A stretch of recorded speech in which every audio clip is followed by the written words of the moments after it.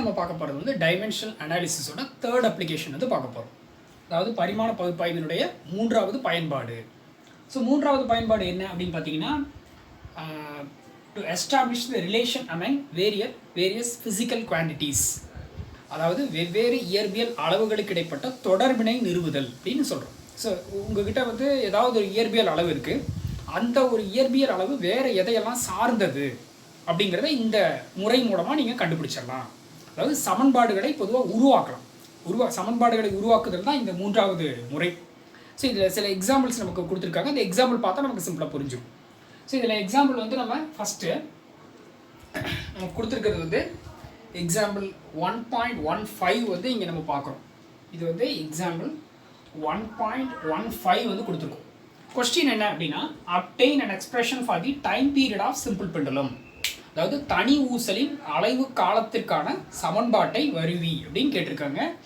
So இதில் இந்த அலைவு காலமானது சில பண்புகளை சார்ந்தது அப்படின்னு வந்து சொல்கிறாங்க. இப்போ இது எப்படின்னா, சிம்பிளாக சொல்கிறேன் உங்களுக்கு சிம்பிள் பெண்டுலம் பற்றி. ஏன்னா அது டீட்டெயிலாக நம்ம ஒரு லெசன்லேயே படிக்க போகிறோம். சிம்பிள் பெண்டுலம் அப்படிங்கிறது வந்து இந்த மாதிரி ஒரு நூலில் அதனுடைய இறுதியில் வந்து ஒரு எடை வந்து கட்டி தொங்க விட்டுருப்பாங்க. இதை வந்து நம்ம பாப் அப்படின்னு சொல்லுவாங்க. ஸோ இது வந்து பார்த்திங்கன்னா ஒரு குறிப்பிட்ட எடை, இது வந்து பாப் அப்படின்னு நம்ம சொல்கிறோம். இந்த நிறை வந்து நூலில் கட்டி தொங்க விடப்பட்டிருக்கு. இது இப்போ ஓய்வு நிலையில் இருக்குது. இப்போ வெளியிலேருந்து ஒரு புறவிசை கொடுக்குறீங்க, இதை தள்ளி விடுறீங்கன்னா என்ன ஆக ஆரம்பிக்கும், இது இந்த பக்கம் ஆசிலேட் ஆக ஆரம்பிக்கும் இல்லையா. இப்படி போயிட்டு இப்படி ரெண்டு பக்கமும் அலை ஊற ஆரம்பிச்சிடும் இல்லையா, ஆசிலேட் ஆகும். இப்போ இதில் வந்து இது ஒரு முறை ஆசிலேட் ஆகி முடிக்கிறதுக்கு எவ்வளோ டைம் ஆகுது, தன்னுடைய ஒரு அலைவினை முடிப்பதற்கு. அதாவது இங்கே ஆரம்பிக்குது, ஒரு ஒரு ஒரு குறிப்பிட்ட டிஸ்டன்ஸ் வந்து ஒரு திசையில் போகுது, மறுபடியும் எதிர் திசையில் அதே போல் ஒரு பெருமத்தை அடையுது, மீண்டும் அந்த பழைய நிலைக்கே வந்துருச்சு, எங்கே ஆரம்பிச்சதோ அதே நிலைக்கு வந்துருச்சு. ஸோ இது போல் ஒரு அலைவினை முடிக்கிறதுக்கு அது எவ்வளோ நேரம் எடுத்துக்குது அப்படின்னு கேட்குறாங்க. ஸோ இந்த நேரம் அப்படிங்கிற, அது எடுத்துக்கொள்ளக்கூடிய நேரங்கிற அந்த தன்மை வந்து என்னென்ன பண்புகளை சார்ந்ததாக இருக்கலாம். ஸோ நம்ம எதெல்லாம் சொல்ல முடியும், ஒன்று வந்து மாஸ் ஆஃப் த பாபை டிபெண்ட் ஆகிருக்கலாம். ஏன்னா இப்போ நீங்கள் தொங்க விடுற அந்த கல் வந்து சின்னதாக இருந்ததுன்னா அலைவு காலம் ஒரு மாதிரி கிடைக்கலாம், இல்லை பெருசாக இருந்துச்சுன்னா அலைவு காலம் மாறலாம் அப்படின்னு நம்ம நினைக்கலாம். ஸோ அதோட ரிலேஷனில் நம்ம கன்சிடர் பண்ணலாம். ரெண்டாவது என்ன எடுத்துக்கலாம், நீங்கள் கட்டி தொங்க விட்டுருக்க நூலினுடைய நீளம் இல்லையா, லென்த் ஆஃப் தி பெண்டுலம், அது வந்து நம்ம எடுத்துக்கலாம், எல்ல டிபெண்டாக இருக்கலாம். அடுத்தது என்ன சொல்லலாம், அந்த இடத்தோட கிராவிட்டி, நீங்கள் எந்த இடத்துல சோதனை செய்கிறீங்களோ அந்த இடத்துல புவியீர்ப்பு விசை எப்படி இருக்குது, அந்த புவியீர்ப்பு விசை பிடிச்சி இழுக்கிறத பொறுத்து தான் என்ன ஆகுது, இது ஓய்வுக்கு வரலாம்.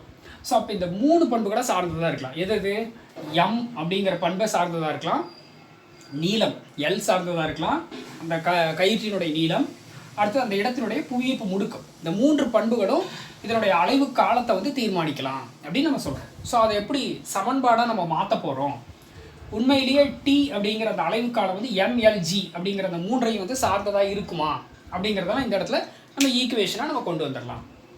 சரி, அப்போ நீங்கள் முதல்ல டி வந்து அலைவு காலம் கண்டுபிடிக்க போகிறோம். இது நம்ம இந்த மூன்று பண்புகளை சார்ந்ததாக இருக்குதுன்னு நினைக்கிறோம். அப்போ அதுக்கு நேரிலையும் நம்ம எடுத்துக்கலாம் இப்போதைக்கு. அப்போது எம், அடுத்தது எல், மூணாவது ஜி, 3 கேரக்டர் எடுத்துட்டோம். சரி, இதோட பவர் எவ்வளோ வரும் நமக்கு தெரியாது. சிம்பிளாக என்ன எடுத்துக்கலாம், ஏ பி சி அப்படின்னு நம்ம எடுத்துக்கலாம். இந்த டைரக்ட்லி ப்ரொபோர்ஷனல் ஈக்குவல் டுன்னு மாற்றுங்க. டி ஈக்குவல் டு கான்ஸ்டன்ட் வருமா, K, M power A, L power B, G power C அப்படின்னு நம்ம எடுத்துக்கிட்டோம். இது ஈக்குவேஷன் நம்பர் 1. இப்போ இது ஒவ்வொன்றுக்கும் வந்து டைமென்ஷனல் ஃபார்முலா கண்டுபிடிங்க. ஒவ்வொன்றுக்கும் பரிமாண வாய்ப்பாடுகள் இருக்குமா.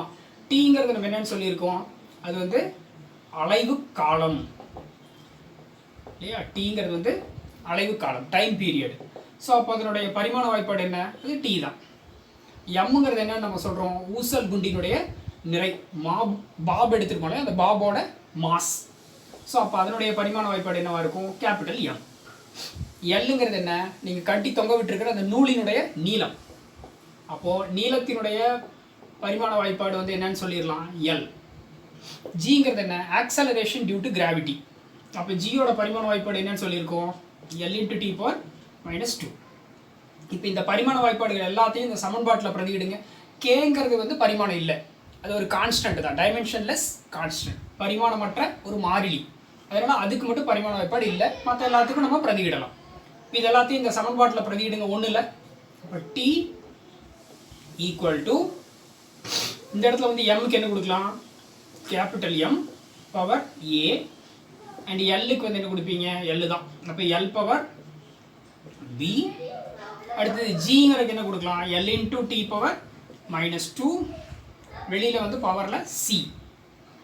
ஸோ இங்கே டி அப்படியே எடுத்துக்கலாம். இப்போ இதில் பார்த்தீங்கன்னா பொதுவாகவே நம்ம டைமென்ஷனல் ஃபார்முலா எழுதும்போது முதல்லயே நம்ம சொல்லியிருக்கோம், இங்கே ஒன்றே ஒன்று மட்டும் இருந்ததுன்னா மாஸ் லென்த் டைம் இந்த மூணையும் சேர்த்து தான் நம்ம சொல்லணும். இப்போ இங்கே டைம் மட்டும் தானே இருக்குது. அப்போ மாஸும் லென்த்தையும் நம்ம எப்படி எழுதிக்கலாம் இது கூட சேர்த்து m power 0 l power 0 and T. இங்கே டி இருக்குது, அப்போ டி பவர் 1ன்னு எடுத்துக்கலாம். இது ரெண்டுமே ஒன்று தான். ஆக்சுவலாக m power 0 1 l power 0 1. But இப்படி எழுதும்போது நமக்கு ரெண்டு பக்கம் பேலன்ஸ் பண்ணுறதுக்கு ஈஸியாக இருக்கும். சரி, தட் இஸ் ஈக்குவல் டு இந்த பவரை உள்ளே கொடுத்துருங்க. என்னென்னு எழுதலாம் m பவர் a. அதே போல் இந்த b உள்ளே கொடுத்தீங்கன்னா l பவர் b. இப்போ இந்த சிங்கிற பவரை உள்ளே கொடுத்தீங்கன்னா என்ன ஆயிரும் l பவர் c. அதே போல் இதை வந்து மறுபடியும் இது கூட கொண்டு வந்தீங்கன்னா என்ன ஆயிரும் -2 × c -2c. அப்போ t பவர் -2c அப்படின்னு உங்களுக்கு கிடைக்கும். தட் இஸ் ஈக்குவல் டு இது அப்படியே எழுதிக்கலாமா m பவர் a. இங்கே 2 l இருக்கா, அப்போ இந்த l × l மல்டிப்ளை பண்ணுங்க, பவர் வந்து ஆட் ஆயிடும். எல்லாம் ஒரு தடவை எழுதிக்கலாம், மல்டிப்ளை பண்ணும்போது பவர் ரெண்டையும் ஆட் பண்ணிக்கலாம். அப்போ b + c இது அப்படியே எழுதிக்கோங்க t பவர் -2c. இங்கே என்னென்ன இருக்குது m power 0 l power 0 t power 1 வந்து இங்கே இருக்குது. இந்த ரெண்டு பக்கமும் வந்து ஒப்பிடுங்க, இருபுறமும் ஒப்பிட. இந்த ரெண்டு பக்கம் ஒப்பிட்டிங்கன்னா இந்த பவர் ரெண்டையும் நீங்கள் கம்பேர் பண்ணலாம். ஏன்னா இங்கேயும் m இருக்கும், இங்கேயும் m இருக்கும், இங்கே l இருக்குது, இங்கே l இருக்குது, இங்கே t இருக்குது, இங்கே t இருக்குது. இப்போ ரெண்டு பக்கமும் கம்பேர் பண்ணலாமா? சரி, இங்கே m பவர் a இருக்குது, இங்கே m பவர் 0 இருக்குது. அப்போ என்ன எழுதலாம் a = 0. அடுத்தது l ரெண்டையும் கம்பேர் பண்ணிங்கன்னா என்ன ஆயிரும் இங்கே b + c இங்கே 0 இருக்குது. அப்போ b + c = 0. இங்கே t ரெண்டையும் கம்பேர் பண்ணிங்கன்னா பவர் இங்கே என்ன இருக்குது -2c. இங்கே வந்து பவர் என்ன இருக்குது 1. இப்போ இந்த சியும் -2 மல்டிப்ளிகேஷனில் இருக்கா, இந்த -2 இங்கே எடுத்துகிட்டு வாங்க, டிவிஷனுக்கு வந்துடுமா. இப்போ c = என்ன எழுதலாம் -1/2. இந்த மைனஸ் இங்கே வந்துருச்சு, 2 டினாமினேட்டருக்கு வந்துருச்சு, -1/2. இப்போ c உங்களுக்கு கிடச்சிருச்சு. இப்போ இந்த சியோட மதிப்பு எடுத்து இங்கே சப்ஸ்டியூஷன் பண்ணுங்கள். ஈக்குவேஷன் என்ன ஆயிரும் b c க்கு என்ன போடலாம் -1/2 = 0. -1/2 வந்து அங்கே கொண்டு வந்தால் என்ன ஆயிரும், இது இங்கே சப்ராக்ஷனில் இருக்குது, அங்கே வரும்போது என்ன ஆயிரும் மைனஸ் ப்ளஸ் ஆயிருமா. தட் இஸ் ஈக்குவல் டு 1/2 அப்படின்னு கிடைக்கும். இப்போ உங்களுக்கு மூணுமே வேல்யூ கிடச்சிருச்சா, a கிடச்சிருச்சு, b கிடச்சிருச்சு, c கிடச்சிருச்சு. a என்ன a வந்து 0ன்னு கிடச்சிருக்கு, b வந்து 1/2, c வந்து -1/2. இந்த மூன்று மதிப்புகளையுமே எடுத்து சமன்பாடு 1ல் பிரதியிடுங்க. Substitute in equation number 1. இதில் போட்டிங்கன்னா ஈக்குவேஷன் என்ன ஆயிரும் t = கேங்கிறதுக்கு வந்து ஆல்ரெடி மதிப்பு கொடுத்துருக்காங்க. அது வந்து ஒரு ஒரு மாறிலி, அதனுடைய மதிப்பு என்னென்னா 2π அப்படின்னு கொடுத்துருக்காங்க. ஸோ 2π. எம்முக்கு வந்து என்ன பவர் கொடுக்கலாம் m × பவர் 0. ஏன்னா ஏக்கு பதிலாக 0 கொடுத்துடலாமா. அடுத்தது l பவர் 1/2. அடுத்தது g பவர் -1/2. அப்போ t = 2π × எனிதிங் பவர் 0 வந்து 1. அப்போ அதை விட்டுடலாம். l வந்து என்ன இருக்குது 1/2 இருக்கா, இப்போ ஸ்கொயர் ரூட் எடுத்துக்கலாம். இப்போ √l. இங்கே g பவர் -1/2 இருக்கா, இப்போ என்னென்னு வரும் 1/√g. இப்போ இது சிம்பிளாக எப்படி எழுதலாம் t = 2π × ரெண்டுமே ரூட்டில் இருக்கா, அப்போ காமன் ரூட் கொடுத்துடலாம், √L/g எழுதலாம். இதுதான் புவியீர்ப்பு முடுக்கத்தினுடைய, இதுதான் வந்து பார்த்திங்கன்னா உங்களுக்கு அலைவு காலத்தினுடைய சமன்பாடு. அப்போ தனி ஊசலின் அலைவு காலத்திற்கான சமன்பாடு இதுதான், t = 2π × √L/g அப்படின்னு நம்ம உருவாக்கியிருக்கோம்.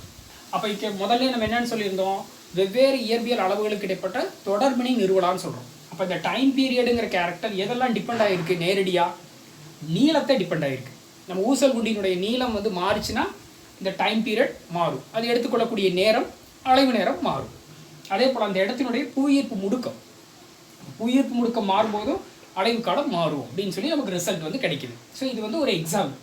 ஸோ இதே போல் ரெண்டாவது இன்னொரு எக்ஸாம்பிள் இருக்குது, அந்த எக்ஸாம்பிளும் நம்ம பார்க்கலாம்.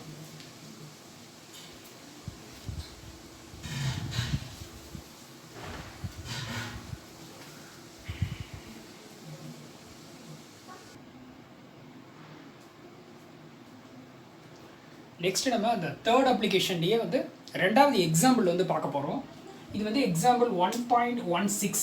அடுத்த அப்ளிகேஷன், அடுத்த ஒரு எக்ஸாம்பிள் வந்து நம்ம பார்க்குறோம். ஸோ கொஸ்டின் என்னென்னு பார்த்தீங்கன்னா, the force F acting on the body moving in a circular path depends on அப்படின்னு கொடுத்துருக்காங்க. அதாவது ஒரு பொருள் நம்ம இங்கே எடுத்துக்கலாம். இந்த பொருள் வந்து பார்த்தீங்க அப்படின்னா எம்ங்கிற நிறை கொண்ட ஒரு பொருள். இந்த பொருள் வந்து வட்டப்பாதையில் இப்படி சுற்றி வந்துக்கிட்டு இருக்கு அப்படின்னு நம்ம எடுத்துக்கிறோம். ஸோ வட்டப்பாதையில் சுற்றி வருது, அதனுடைய திசைவேகம் வந்து v அப்படிங்கிற திசைவேகத்தோடு சுற்றி வருது. இந்த வட்டப்பாதையினுடைய ஆரம் வந்து r அப்படின்னு நம்ம எடுத்துக்கிறோம். இப்போ இந்த தன்மைகளெல்லாம் வச்சுட்டு உங்கள்கிட்ட 3 கேரக்டர் இருக்குது. அதாவது சுற்றி வரக்கூடிய பொருளினுடைய நிறை உங்களுக்கு தெரியும், அது சுற்றி வரக்கூடிய பாதையினுடைய ஆரம் தெரியும், அதனுடைய திசை வேகம் வந்து உங்களுக்கு தெரியும். இந்த 3 பண்புகளை வச்சுட்டு அதன் மீது செயல்படக்கூடிய விசையை நீங்கள் கண்டுபிடிக்கணும். So force acting on the particle இல்லைனா object just moving in circular path வந்து நம்ம கண்டுபிடிக்கணும். ஸோ அதை எப்படி கண்டுபிடிக்கிறாங்க அப்படிங்கிறத நம்ம பார்க்க போகிறோம். ஸோ பரிமாண முறைப்படி நம்ம கொண்டு வர போகிறோம். நம்ம எப்போவுமே எப்படி எழுதுவோம், ஃபஸ்ட்டு நம்ம கண்டுபிடிக்க வேண்டிய கேரக்டரை முதல்ல எழுதிக்கிறோம் எஃப். அது எதெல்லாம் சார்ந்ததாக இருக்குது அப்படின்னு கொடுக்குறாங்க அவங்க. பொருளினுடைய நிறை எம், அது பொறுத்து பொருளினுடைய திசை வேகம் v, அடுத்தது சுற்றி வரக்கூடிய அந்த பாதையினுடைய ஆரம் ஆர். இதுக்கெல்லாம் பவர் தெரியாது, என்னென்னு எடுத்துக்கலாம், ஏ பி சி அப்படின்னு எடுத்துக்கலாம். இந்த நேர்லிங்கிறத சமம்னு மாற்றுங்க, ஒரு மாறிலி வரும். இப்போ K into M power A V power B and R power C அப்படின்னு எடுத்துக்கலாம். இது சமன்பாடு 1. இப்போ இது எல்லாத்துக்கும் டைமென்ஷனல் ஃபார்முலா கண்டுபிடிங்க, பரிமாண வாய்ப்பாடுகள் எழுதுங்க. ஃபஸ்ட்டு எஃப்னு கொடுத்துருக்கிறது என்ன, அது வந்து ஃபோர்ஸ் விசை. இப்போ விசையினுடைய பரிமாண வாய்ப்பாடு என்ன தெரியும் நமக்கு, எஃப் ஈக்குவல் டு எம்ஏன்னு எழுதலாமா நியூட்டனோட விதிப்படி. அப்போ எம்ங்கிறது என்ன, நிறை, அப்போது கேபிட்டல் எம் பரிமாண வாய்ப்பாடு. ஏங்கிறது முடுக்கமா, இப்போ எல் இன்ட்டு டி பவர் -2. அடுத்தது வந்து பார்த்தீங்கன்னா எம்ங்கிறது என்ன, மாஸ் இல்லையா, மாசு பரிமாண வாய்ப்பாடு என்ன, கேபிட்டல் எம் தான். அடுத்தது விங்கிறது என்ன, வெலாசிட்டி திசை வேகம் இல்லையா, திசை வேகத்தோட பரிமாண வாய்ப்பாடு என்ன, எல் இன்ட்டு டி பவர் -1. அடுத்தது ஆறுங்கிறது என்ன, ரேடியஸ் அதாவது ஆரம். அப்போ ரேடியஸுங்கிறது ஒரு வகையில் நீளம் தானே, இப்போ அதனுடைய பரிமாண வாய்ப்பாடு எல். இந்த பரிமாண வாய்ப்பாடுகள் எல்லாத்தையும் சமன்பாடு 1ல் வந்து பிரதியிடுங்க. Substitute all the dimensional values in equation number 1. இப்போ போட்டிங்கன்னா எஃப் பதில் என்ன வந்துடும், M L T power -2 equal to, இங்கே கேங்கிறதுக்கு வந்து பரிமாண வாய்ப்பாடு இல்லை இல்லையா, அது வந்து டைமென்ஷன்லெஸ் கான்ஸ்டன்ட், அதனால் அது விட்டுருங்க. எம் எழுதுங்க, எம் பவர் என்னென்னு எடுத்துக்கலாம், ஏ. அடுத்தது வி, விக்கு என்ன கொடுக்கணும், L into T power -1. Power வந்து என்ன, பி இல்லையா. ஓகே, அடுத்தது ஆர், அது வந்து என்ன, எல் இல்லையா, அதனுடைய பரிமாண வாய்ப்பாடு பவர் சி. சரி, அப்போ இங்கே என்னென்ன இருக்குது, M L T power -2 equal to, இங்கே பவரை உள்ளே கொடுத்துருங்க, அப்போ எம் பவர் ஏ. இங்கே பிங்கிற பவர் உள்ளே கொடுத்தீங்கன்னா ஆயிரும் எல் பவர் பி. அதே போல் டீக்கு பவர் -1 இருக்கா, இது மல்டிப்ளை பண்ணால் -b ஆயிருமோ, அப்போ டி பவர் -b. இது என்ன ஆயிரும், L power C. That is equal to, இங்கே எம் பவர் ஏ அப்படி எழுதிக்கலாம். எல் 2 இருக்கா, இது ரெண்டையும் பெருக்கிடுங்க. இப்போ எல் பவர் 2 ஆட் ஆகுமா, power b plus C T power -b. இங்கே என்ன இருக்குது, எம் எல் டி பவர் -2. வெறும் எம் மட்டும் இருந்தால் பவரில் 1 இருக்குது, எல் மட்டும் இருந்தால் பவரில் 1 இருக்குது. இந்த ரெண்டு பக்கம் கம்பேர் பண்ணுங்கள். இந்த ரெண்டு பக்கம் கம்பேர் பண்ணிங்கன்னா ஃபஸ்ட்டு எம் பவர் 2ஐயும் கம்பேர் பண்ணிங்கன்னா என்ன ஆயிரும், இங்கே எம்முக்கு ஏங்கிற பவர் இருக்குது, இங்கே எம்முக்கு 1ங்கிற பவர் இருக்குது. அப்போ ஏ ஈக்குவல் டு 1, ஏ கிடச்சிருச்சு. அடுத்தது எல் 2ஐயும் கம்பேர் பண்ணுங்கள். இங்கே எல்லுக்கு என்ன இருக்குது, பி ப்ளஸ் சி பவர், இங்கே எல்லோட பவர் வந்து 1. சரி, அப்போ அதை அப்படியே வச்சுக்கலாம். அடுத்தது டி 2ஐயும் கம்பேர் பண்ணுங்கள். இங்கே பவர் என்ன, -b, இங்கே பவர் வந்து -2. ரெண்டுமே மைனஸ் இருக்கா, மைனஸ் கேன்சல் ஆயிருமா, இப்போ b ஈக்குவல் டு 2 அப்படின்னு கிடைக்கும். இந்த பியோட வேல்யூ எடுத்து இங்கே கொடுங்க, b பதிலாக 2 போட்டுடலாமா, இப்போ 2 ப்ளஸ் சி ஈக்குவல் டு 1. இப்போ இந்த +2 இந்த பக்கம் வந்தால் என்ன ஆயிரும், -2. இப்போ -2 + 1 -1. இப்போ c ஈக்குவல் டு -1. இப்போ 3 வேல்யூமே கிடச்சிருச்சா, என்னென்ன கிடச்சிருக்கு, a ஈக்குவல் டு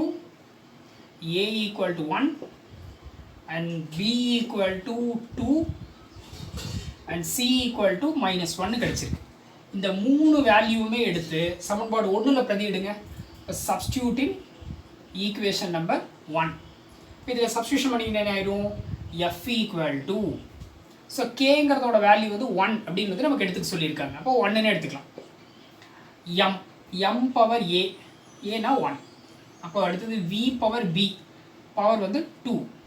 அடுத்தது R power C, R power -1. அப்போ எஃப் ஈக்குவல் டு எம் அப்படியே எழுதிக்கலாம், வி ஸ்கொயர் எழுதிக்கலாம், ஆர் பவர் -1 என்ன வரும்? டினாமினேட்டரில் ஆர் கொடுத்துடலாம். இப்போ இதுதான் வந்து சமன்பாடு.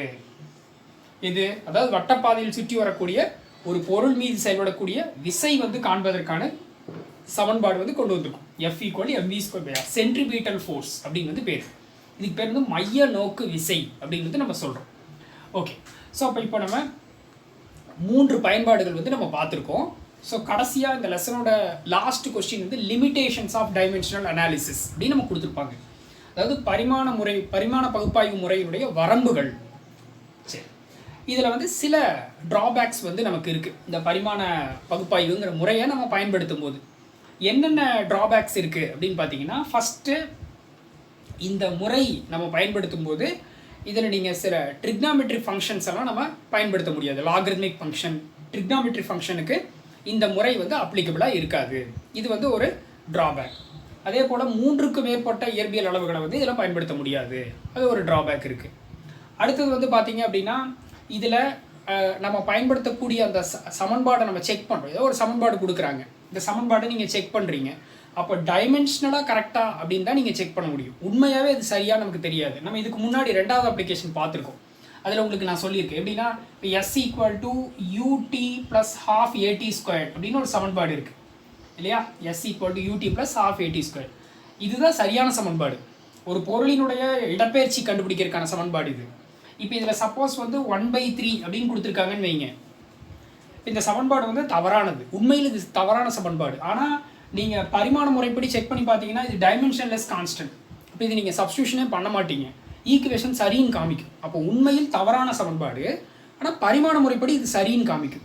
அப்போ பரிமாண முறைப்படி சரியானதாங்கிறது மட்டும்தான் செக் பண்ண முடியும். நீங்கள் அது உண்மையான சரியான சமன்பாடா அப்படிங்கிறத நம்ம செக் பண்ண முடியாது. அது ஒரு ட்ராபேக் வந்து இதில் இருக்குது அப்படின்னு வந்து நம்ம சொல்கிறோம். ஸோ அப்போது இதை தவிர வந்து பார்த்தீங்க அப்படின்னா, இதில் டைமென்ஷனல் கான்ஸ்டன்ட்ஸ் எல்லாம் நம்ம பயன்படுத்துகிறோம். இதெல்லாம் டைமென்ஷனல் கான்ஸ்டன்ட்ஸ் தான். ஸோ அதையெல்லாம் வந்து பார்த்தீங்க அப்படின்னா அதுக்கு பரிமாண வாய்ப்பாடுகள் எதுவும் இல்லை. அதையெல்லாம் நம்ம இதில் பிரதியிட முடியாது அப்படின்னு சொல்கிறாங்க. ஸோ இதெல்லாம் வந்து பார்த்தீங்கன்னா அதனுடைய வரம்புகள் அப்படின்னு நம்ம ஞாபகம் வச்சுக்கலாம். ஓகே, ஸோ அப்போ இந்த கொஸ்டின் வந்து இது வரைக்கும் நம்ம 3 அப்ளிகேஷன்ஸ் பார்த்துருக்கோம். இது எப்படி கேட்பாங்க அப்படின்னா, எக்ஸாம் பாயிண்ட் ஆஃப் வியூட உங்களுக்கு 3 அப்ளிகேஷன் சேர்த்தே கேட்பாங்க. அதாவது பரிமாண பகுப்பாய்வினுடைய பயன்பாடுகள் யாவை அப்படின்னு கேட்பாங்க. அதாவது uses of or applications of dimensional analysis அப்படின்னு கேட்டுருவாங்க. அப்போ நீங்கள் 3 அப்ளிகேஷனுமே எழுதணும். இதில் நம்ம நிறைய எக்ஸாம்பிள்ஸ் பார்த்துருப்போம். ஒவ்வொரு அப்ளிகேஷனுக்கும் சிலதுக்கெல்லாம் நம்ம 2-3 எக்ஸாம்பிள்ஸ் பார்த்துருப்போம். ஆனால் நீங்கள் ஒவ்வொரு அப்ளிகேஷனுக்கும் அட்லீஸ்ட் ஒரு எக்ஸாம்பிள் எழுதினா கூட போதும். அப்போ ஃபஸ்ட் அப்ளிகேஷனுக்கு ஒரு எக்ஸாம்பிள், செகண்ட் அப்ளிகேஷனுக்கு ஒரு எக்ஸாம்பிள், தேர்ட் அப்ளிகேஷனுக்கு ஒரு எக்ஸாம்பிள். அப்போ 3க்கும் ஒவ்வொரு எக்ஸாம்பிள்ஸ் வந்து நீங்கள் எழுதிடலாம். சரி, அப்போ இது ஒரு 5 மார்க்கில் கேட்கறதுக்கு சான்ஸ் இருக்கக்கூடிய ஒரு முக்கியமான ஒரு கொஸ்டின், ஃபஸ்ட் லெசனில் இருக்கக்கூடிய ஒரு கொஸ்டின் இப்போ பார்த்தது எல்லாமே. Thank you students.